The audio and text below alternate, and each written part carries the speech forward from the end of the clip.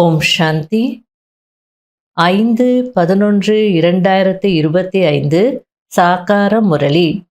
இன்று சிவபகவான் கூறுகிறார், இனிமையான குழந்தைகளே, இந்த முழு உலகமும் நோயாளிகளின் பெரிய மருத்துவமனையாக இருக்கிறது. முழு உலகத்தையும் நோயற்ற உலகமாக ஆக்குவதற்காக தந்தை வந்திருக்கிறார். கேள்வி: எந்த ஒரு நினைவு இருந்தது என்றால் ஒருபோதும் மனச்சோர்வு, அதாவது வாடி போகுவதின் அல்லது துக்கத்தின் அலை வர முடியாது. பதில்: இப்பொழுது நாம் இந்த பழைய உலகம் மற்றும் பழைய சரீரத்தை விட்டுவிட்டு வீட்டிற்கு செல்வோம். பிறகு புதிய உலகத்தில் மறுபிறவி எடுப்போம். நாம் இப்பொழுது ராஜ்யத்திற்கு செல்வதற்காக ராஜயோகம் கற்றுக்கொண்டிருக்கிறோம். தந்தை குழந்தைகளாகிய நமக்காக ஆன்மீக ராஜஸ்தானை ஸ்தாபனை செய்து கொண்டிருக்கிறார். இந்த நினைவு இருந்தது என்றால் துக்கத்தின் அலை வர முடியாது. முரளியின் பாடல்: தாயும் நீயே, தந்தையும் நீயே. ஓம் சாந்தி. இந்த பாடல் ஒன்றும் குழந்தைகளாகிய உங்களுக்காக அல்ல, புதியவர்களுக்கு புரிய வைப்பதற்காக இருக்கிறது. இங்கே அனைவருமே புத்திசாலிகள் என்பதும் இல்லை, புத்தியற்றவர்களை புத்திசாலிகளாக ஆக்கப்படுகிறது. நாம் எவ்வளவு புத்தியற்றவர்களாக ஆகி இருந்தோம் என்பதை குழந்தைகள் புரிந்திருக்கிறீர்கள். இப்பொழுது தந்தை நம்மை புத்திசாலியாக ஆக்குகிறார். எப்படி பள்ளிக்கூடத்தில் படித்து குழந்தைகள் எவ்வளவு புத்திசாலிகளாக ஆகிவிடுகிறார்கள். ஒவ்வொருவரும் அவரவர்களுடைய அறிவிற்கேற்ப வழக்கறிஞராக, இன்ஜினியராக ஆகிறார்கள். இங்கேயோ ஆத்மாவை புத்திசாலியாக ஆக்க வேண்டி இருக்கிறது. படிப்பது கூட ஆத்மாதான் ஷரீரத்தின் மூலமாக படிக்கிறது. ஆனால் வெளி உலகத்தில் கிடைக்கும் அனைத்து கல்விகளும் அல்ப காலத்திற்கு ஷரீர நிர்வாகத்திற்கானதாகும். நாம் முதலில் ஆத்ம அபிமானியாக ஆக வேண்டும் என்பதை இப்பொழுது குழந்தைகளாகிய நீங்கள் அறிந்திருக்கிறீர்கள். இதுதான் முக்கியமான விஷயம். ஏனென்றால் இதுவோ நோயாளிகளின் உலகமாக இருக்கிறது. நோயாளியாக ஆகாத எந்த ஒரு மனிதனும் இருக்க முடியாது. ஏதாவது ஒரு வியாதி கட்டாயம் வந்து கொண்டுதான் இருக்கும். இந்த முழு உலகமே மிக பெரிய ஹாஸ்பிட்டலாக இருக்கிறது.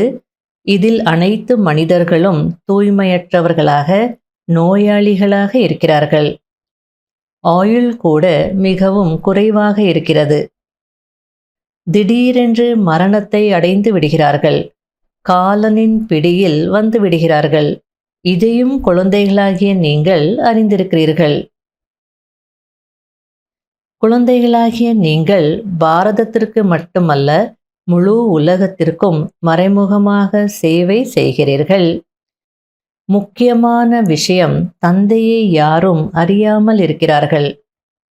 மனிதர்களாக இருந்தும் கூட பாரலௌகீக தந்தையை அறியாமல் இருக்கிறார்கள். அவரிடம் அன்பு கொள்ளாமல் இருக்கிறார்கள். இப்பொழுது என்னிடம் அன்பு கொள்ளுங்கள் என்று தந்தை கோருகிறார். என்னுடன் அன்பு வைத்து வைத்து நீங்கள் என்னுடனே திரும்பி செல்ல வேண்டும். திரும்பி செல்லாத வரை இந்த சீச்சி உலகத்தில் இருக்க வேண்டி இருக்கிறது. முதலில் தேக அபிமானியிலிருந்து ஆத்ம அபிமானியாக ஆகுங்கள். அப்போது தாரணை செய்ய முடியும். மேலும் தந்தையை நினைவு செய்ய முடியும். ஒருவேளை ஆத்ம அபிமானி ஆகவில்லை என்றால் எதற்கும் உதவ மாட்டீர்கள். நாம் ஆத்ம அபிமானியாக ஆகுவதில்லை, தந்தையை நினைவு செய்வதில்லை. எனவே நாம் முதலில் எப்படி இருந்தோமோ அப்படியே இருக்கிறோம் என்பதையும் நீங்கள் புரிந்திருக்கிறீர்கள். முக்கியமான விஷயமே ஆத்ம அபிமானி ஆகுவதற்கானதாகும். தன்னை ஆத்மா என்று உணருங்கள் என்று பாபா மீண்டும் மீண்டும் புரிய வைக்கிறார். இதற்கு மிகுந்த உழைப்பு தேவை. இப்பொழுது நீங்கள் எல்லையற்ற தந்தையை நினைவு செய்யுங்கள். இந்த ஞானத்தை எல்லையற்ற தந்தையை தவிர வேறு யாரும் கொடுக்க முடியாது. தனக்கு நன்மை செய்து கொள்ள வேண்டும். நோயாளியிலிருந்து நோயற்றவராக ஆக வேண்டும். இது நோயாளிகளின் பெரிய ஹாஸ்பிட்டலாக இருக்கிறது. முழு உலகமும் நோயாளிகளின் மருத்துவமனையாக இருக்கிறது. தந்தை வந்து இந்த முழு உலகத்தையும் நோயற்றதாக ஆக்குகிறார். மற்றபடி இங்கேயே நோயற்றவர்களாக ஆகிவிடுவீர்கள் என்பதல்ல. நோயற்றவர்கள் இருப்பதோ புதிய உலகத்தில், பழைய உலகத்தில் நோயற்றவர்களாக இருக்க முடியாது என்று தந்தை கூறுகிறார். அதாவது நோயற்றவர்களாக ஆகுவதற்கு நீங்கள் முயற்சி செய்யணும் அப்படின்னா, இங்கேயே நோயற்றவர்களாக ஆயிடுவோம் அப்படின்னு இல்லை. இங்கே வந்து எல்லா கணக்குகளையும் கர்மபோகத்தையும் முடிக்க வேண்டி இருக்கு.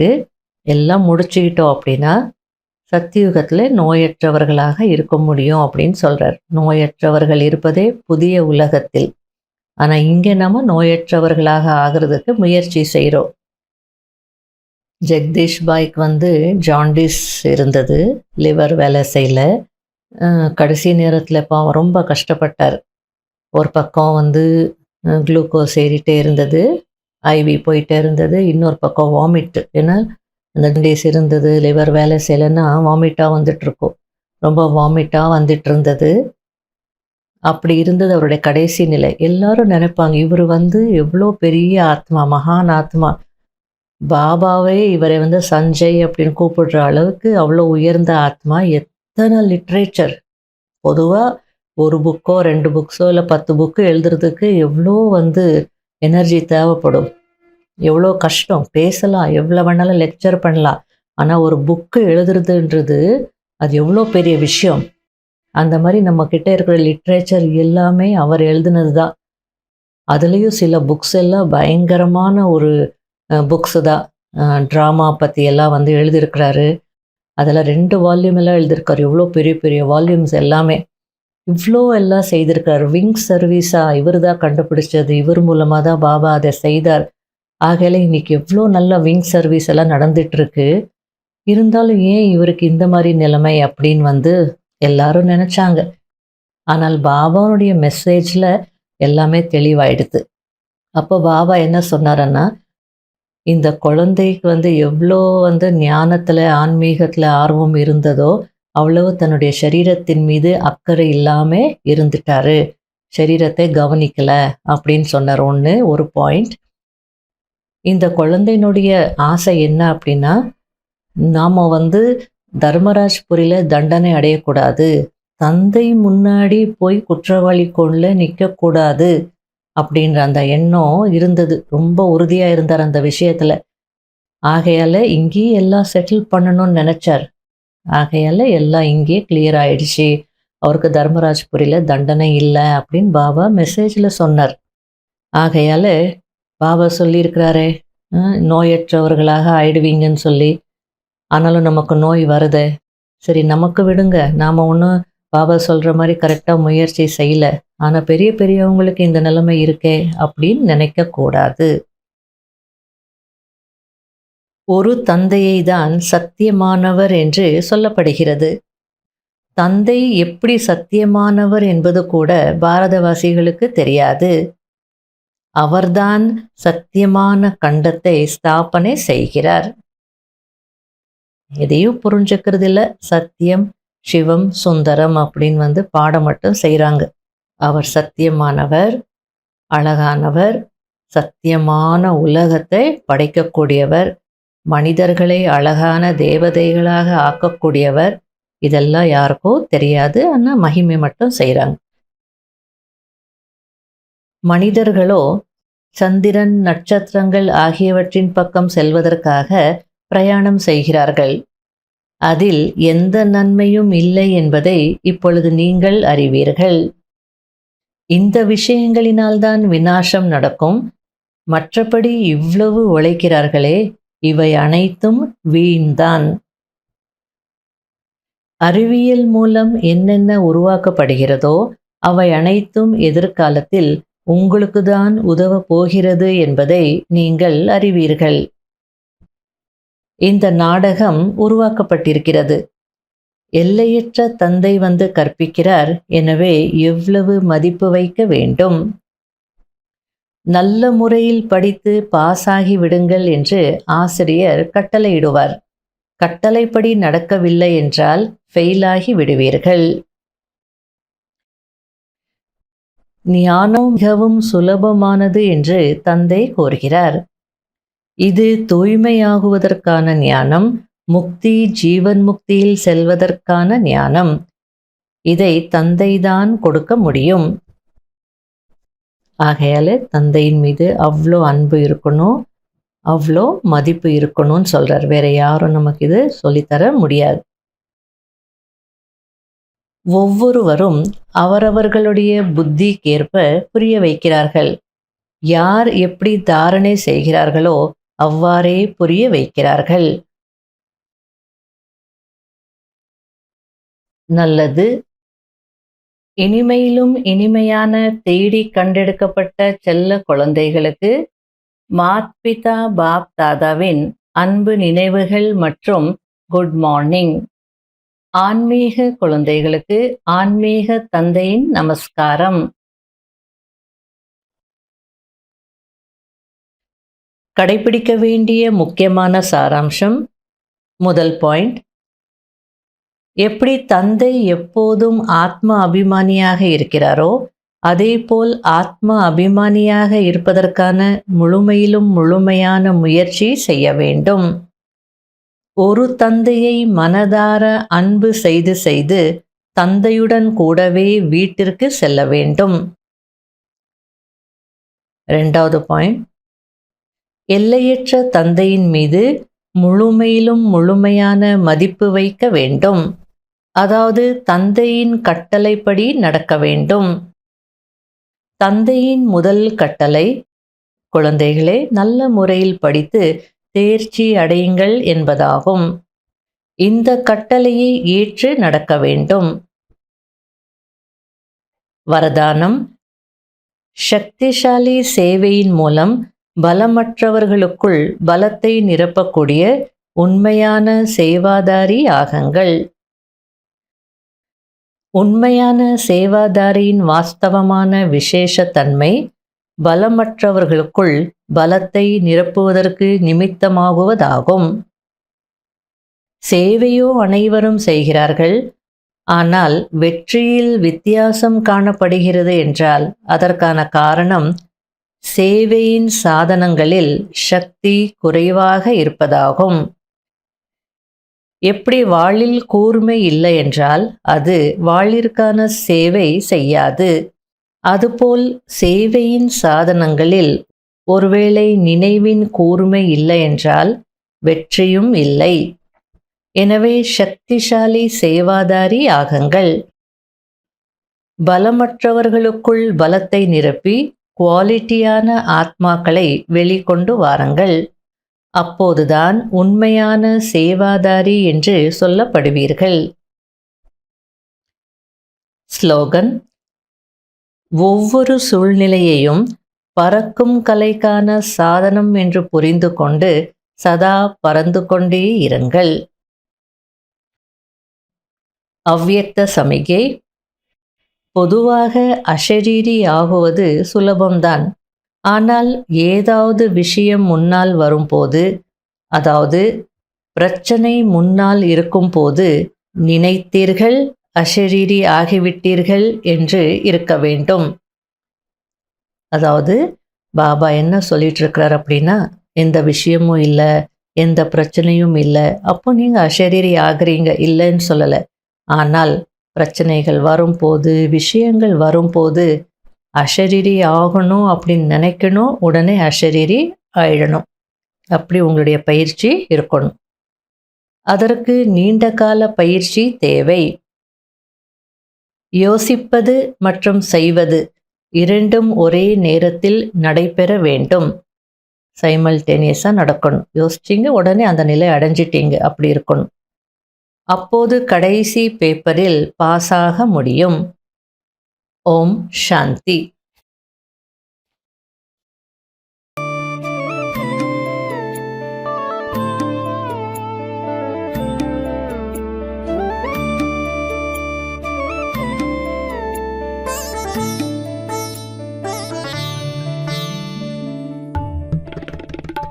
புது யுகம்தான் மலர்ந்திடவே கலியுகம்தான் முடிகிறதே. புது யுகம்தான் மலர்ந்திடவே கலியுகம்தான் முடிகிறதே. சொர்க்கம் போக நாமும் தன்னை மாற்றியே, சொர்க்கம் போக நாமும் தன்னை மாற்றியே உலகை மாற்றுவோம் விரைவிலே. புது யுகம் தான் மலர்ந்திடவே கலியுகம் தான் முடிகிறதே.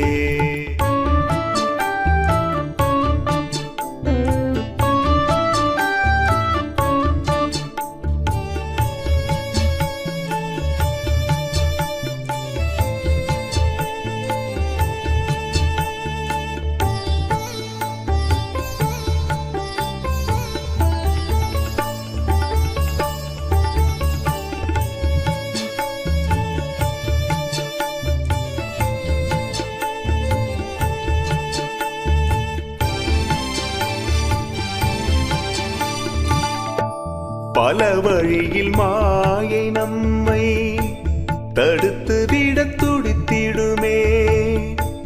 முறியடித்து முயற்சி செய்தால் ராஜ்யமும் கிடைத்திடுமே. பல வழியில் மாயை நம்மை தடுத்து விட துடித்திடுமே.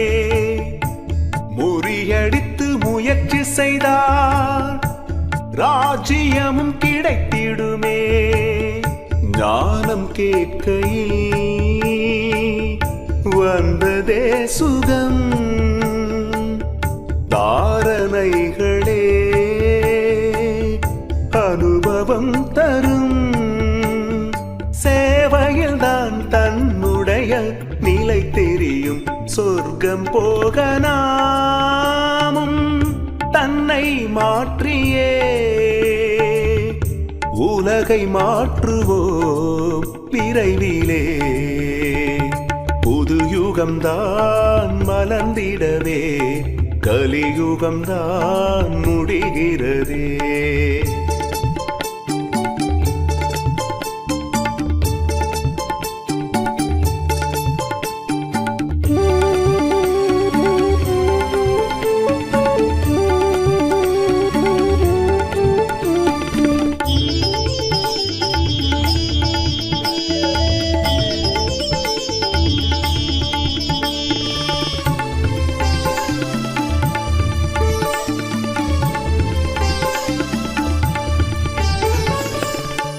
அபுமலையில் தோன்றியதே ஞானமெனும் சூரியனே.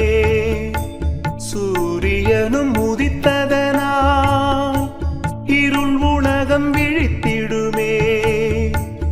அபுமலையில் தோன்றியதே ஞானமெனும் சூரியனே.